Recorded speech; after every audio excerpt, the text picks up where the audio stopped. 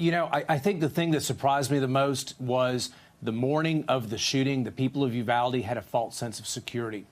They believed they had systems in place at the school level to have doors locked, to have a fence around it, to even monitor social media. And they believed they had law enforcement that was trained and ready to actually do what needed to be done. And we found out, of course, that was mistaken. And what you realize is, I think that same false sense of security probably exists throughout many different school districts and communities across this state and country. Mm-hmm. And that's big picture. Let's drill down on some of the details and the specifics now, Representative. Yeah. I'm curious, when did police, based on your investigation, first learn about those 911 calls that were coming in from the classroom? So we have almost 380 different law enforcement responders on scene. It is unclear which officers knew what and when. We know some of the officers inside the building, which is a much smaller number than that 380, would have been aware of that, but probably not all of them because of the difficulty with radio communications. And when do you think they would have become aware? Because it took nearly an hour for them to actually respond and go into the classroom. Were they aware prior to that? Because it's our understanding that the surveillance video suggests that they were aware well before they actually breached the classroom. Well, Chris, let me put it this way. The standard that and the expectations we have of our law enforcement is if you know there's victims in that classroom that are dying, you have to go in. There was enough information on the ground early on to know there was likely victims in that classroom who needed medical attention. Just the fact that it was a school day and there was shooting and there was class in session is probably enough to come to that reasonable conclusion.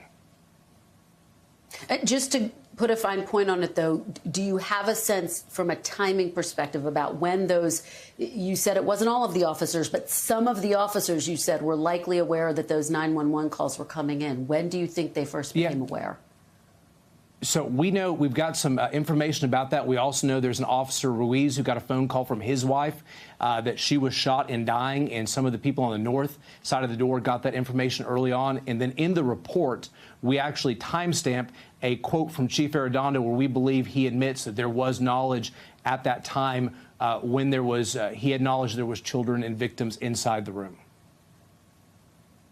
All right, here's part of your report that I just want to ask you about. Other than the attacker, yes, the report says the committee did not find any villains in the course of its investigation. There's no one to whom we can attribute malice or ill motives, the report says. Instead, we found systemic failures and egregiously poor decision-making. We recognize that the impact of this tragedy is felt most profoundly by the people of Uvalde in ways we cannot fully comprehend. And I understand you're saying that there's no one villain, but what do you think should happen to the officers, to the law enforcement who were a part of that failed response? Should they be held accountable? So I think it goes back to my previous statement. We have standards. We have expectations.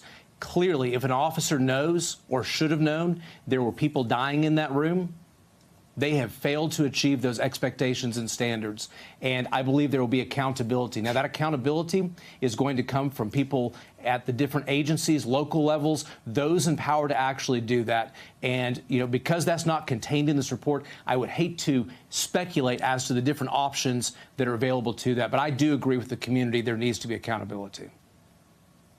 And I understand what you're saying, that this might not be a uniform response. You just heard the grandfather there of one of the victims saying that these officers should be fired. They should lose their pension.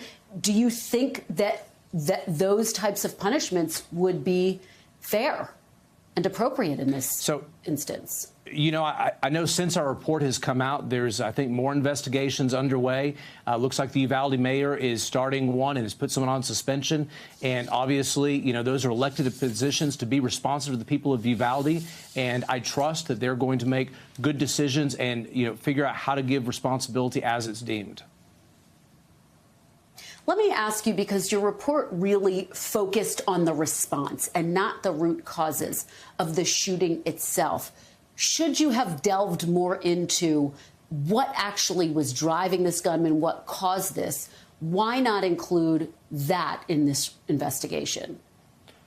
Well, we go to great extents talking about the attacker, and we, of course, we do not use his name in the report or his image because that's the notoriety that he wanted, and he does not deserve that. We also don't believe that we want others to look at him as some sort of hero figure and try to, emulate him. But if you look through that, we do an extensive analysis about where he's been, that he achieved the name school shooter and kind of his background, and perhaps from that you can drive some of the motivations as to what it was. We know now that he returned to his fourth grade classroom.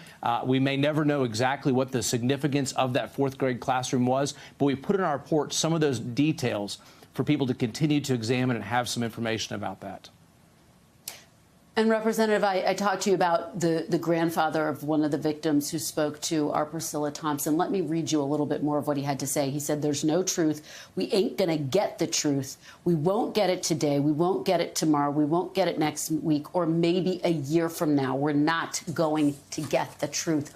What is your reaction to him? He clearly has a loss of faith, not only in law enforcement, but frankly, in everyone in leadership.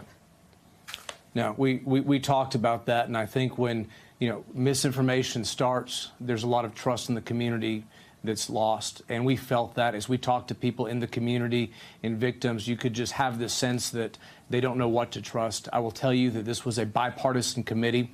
We did, worked in earnest to make sure everything that we put in this report that we would say we could stand by and tell everybody it's not speculation. There's actual accountability in here, and the people of Uvalde obviously are affected the most, and clearly there's a loss of trust. Well, we know that there is so much emotion around the findings in this incredibly scathing report. We really appreciate your coming on to help us understand it further. Texas State Representative Dustin Burrows, thank you so much. Thanks for watching our YouTube channel. Follow today's top stories and breaking news by downloading the NBC News app.